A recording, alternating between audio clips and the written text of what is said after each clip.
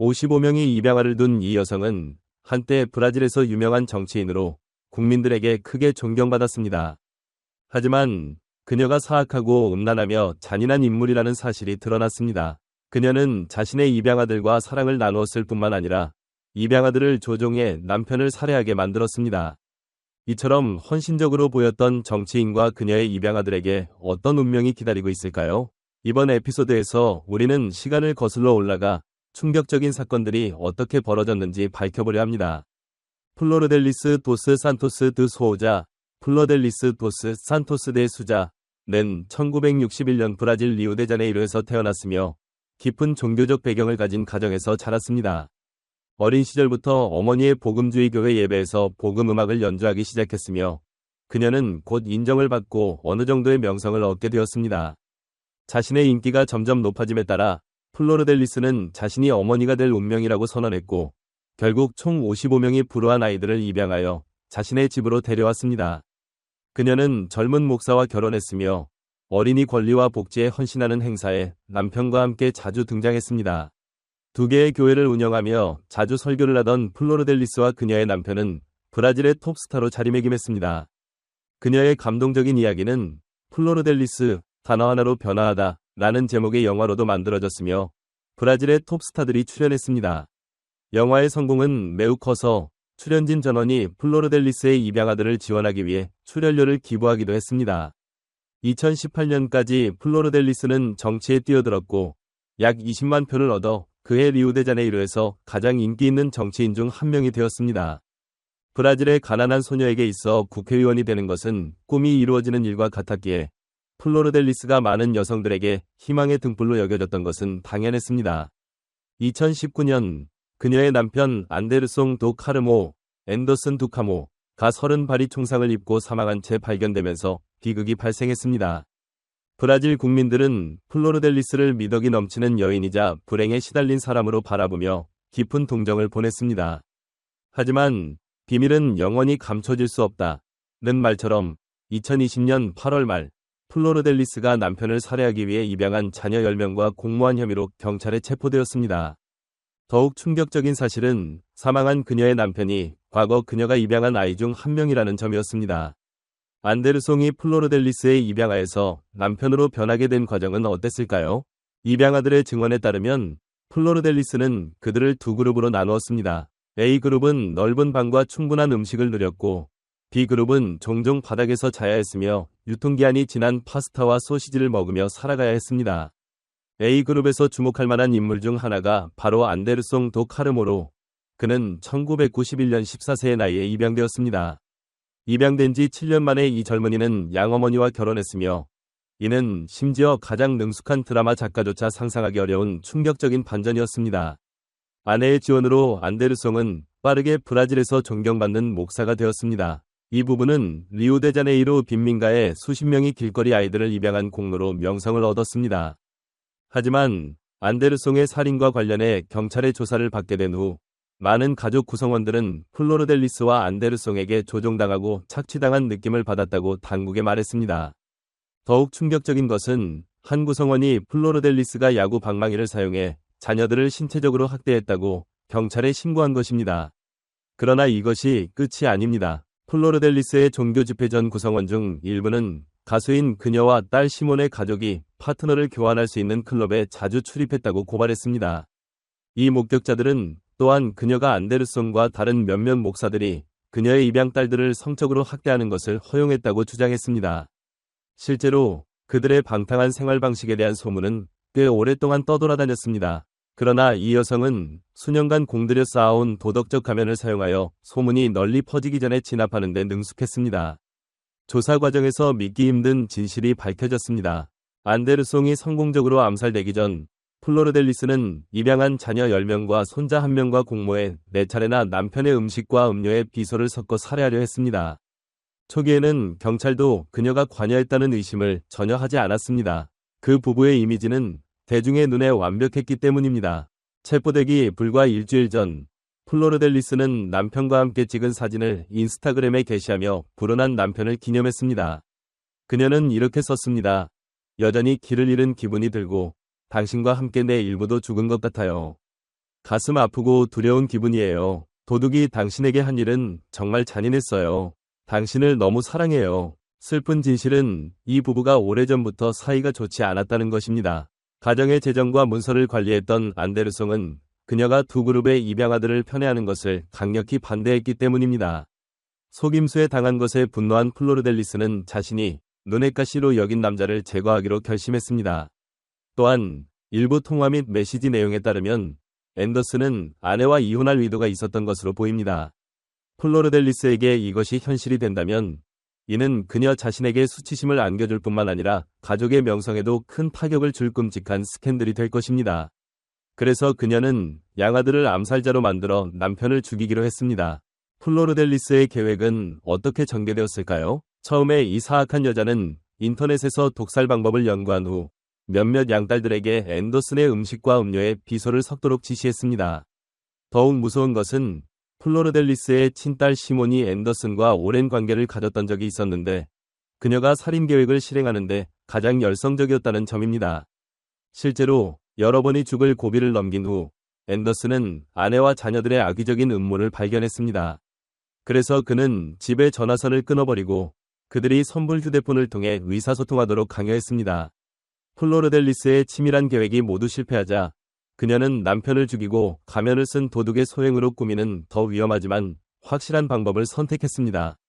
하지만 결국 진실이 드러나면서 모든 계획은 무의미해졌고 플로르델리스는 그녀의 끔찍한 행동에 대해 책임을 져야 했습니다. 그녀는 2021년 6월에 의회 면책 특권을 박탈당해 기소의 길이 열렸습니다. 2022년 11월 13일 전 의원의 재판이 열렸습니다.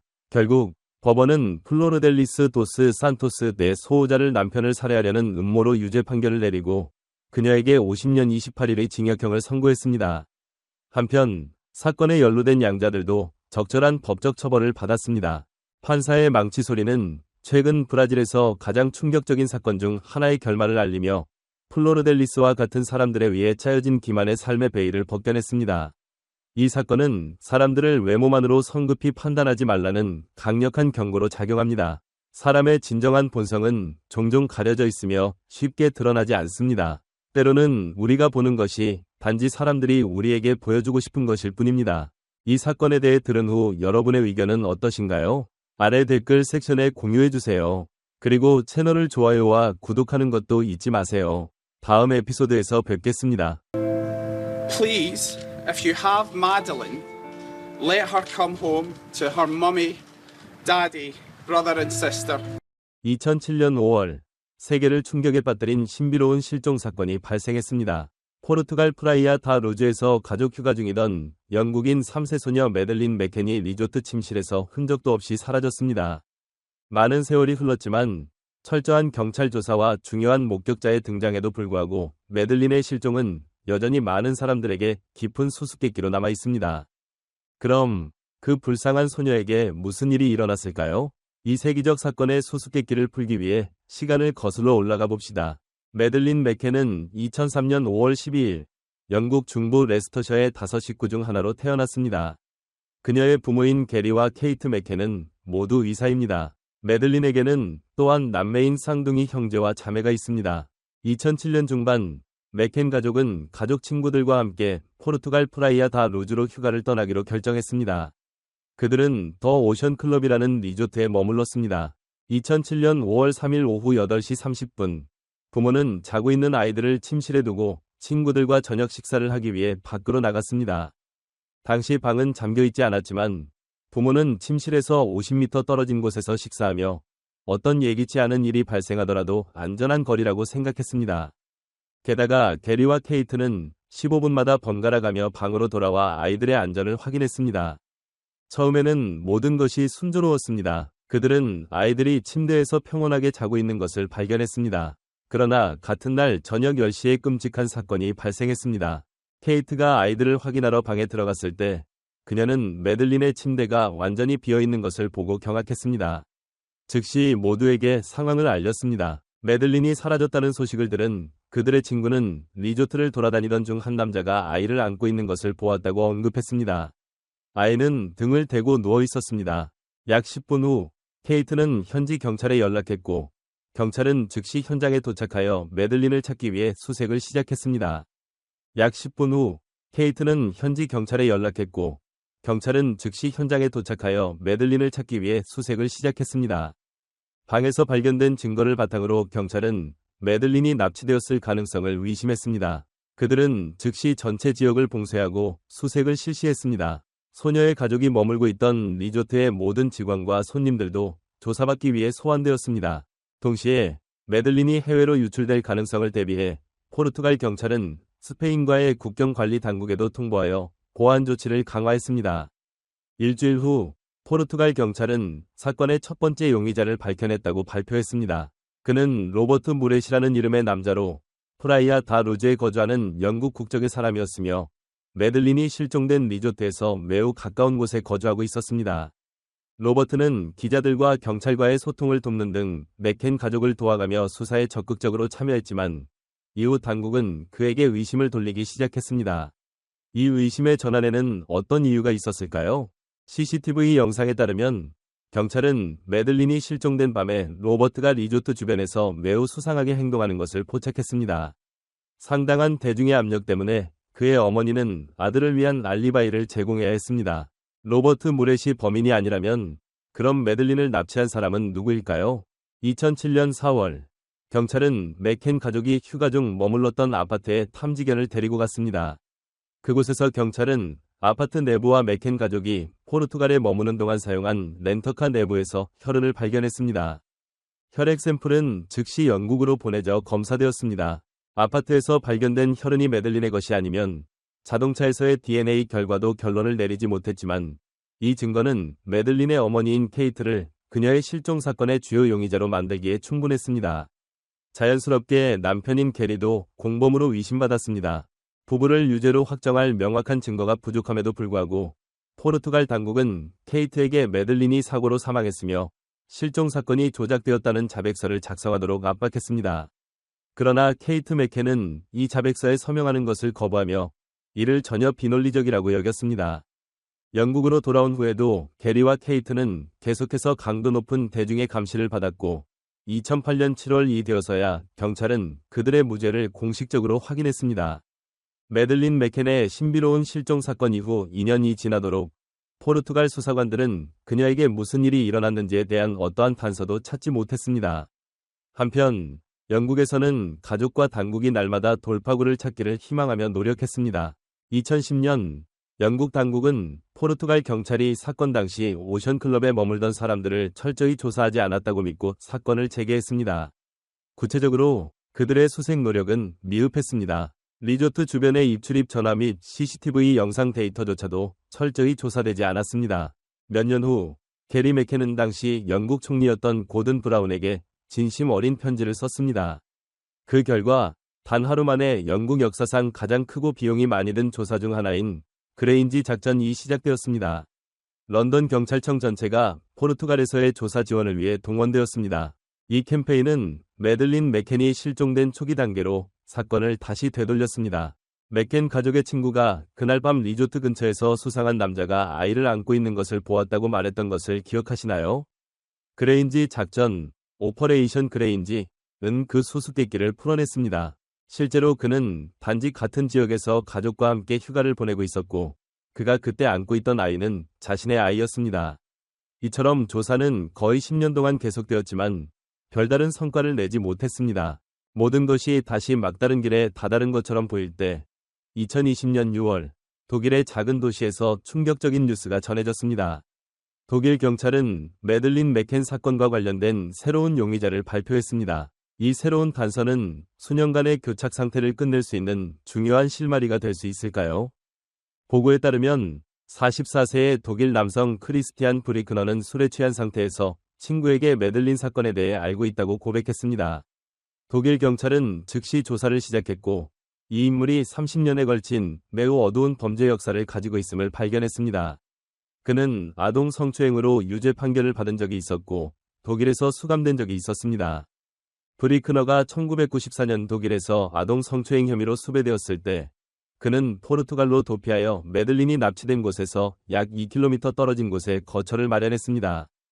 당국은 브리크너가 포르투갈에 머무는 동안 여러 차례 도둑질에 연루되었으며 특히 리조트 지역에서 빈번히 활동했다고 밝혔습니다.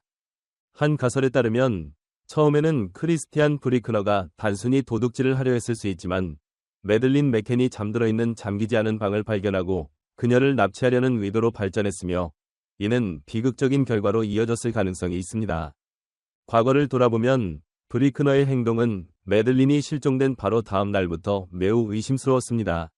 그는 자신이 사용하던 차의 소유권을 다른 사람에게 이전하고 차량 등록 서류를 파기했습니다. 그 후 조용히 포르투갈을 떠나 독일로 돌아갔으며 자신의 거주지 근처에 작은 편의점을 열고 가능한 한 조용히 살려고 했습니다. 많은 범죄자들이 자신의 범죄를 자랑스럽게 떠벌리는 것은 잘 알려진 사실이며 크리스티안 브리크너도 이러한 경향을 보였습니다. 2013년 그는 소셜미디어에서 온라인 아동 학대자를 위한 채팅 그룹을 개설했습니다. 브리크너는 매들린과 관련된 정보를 공개하지 않았지만 자신이 소유했던 폐공장을 언급했습니다. 이 단서를 바탕으로 경찰은 공장 안의 벤에서 어린 소녀의 수영복 3벌을 발견했습니다. 또한 경찰은 범죄 영상과 사진이 담긴 USB를 땅속 깊이 묻힌 상태로 발견했습니다. 비록 물리적 증거를 찾지 못했지만 경찰과 당국은 여전히 크리스티안 브리크너가 매들린 맥켄 사건의 범인이라고 믿고 있습니다. 안타깝게도 추론은 추론일 뿐 증거 없이는 어떤 형사 고발도 성립될 수 없습니다. 이 모든 세월 동안 맥켄 가족은 딸이 아직 살아있고 언젠가 돌아올 것이라는 희망을 놓지 않았습니다. 게리와 케이트는 여전히 매들린의 생일을 기념하며 특별한 날에 선물을 줍니다. 희망이 여리지만 저는 언젠가 매들린 맥켄 사건이 해결되고 맥켄 가족에게 아름다운 기적이 일어날 것이라고 굳게 믿습니다. 이 사건에 대해 들은 후 여러분의 의견은 어떠신가요? 아래 댓글란에 공유해주세요. 채널 좋아요와 구독도 잊지 마세요. 이 비디오를 시청해주셔서 감사합니다. 다음 에피소드에서 뵙겠습니다.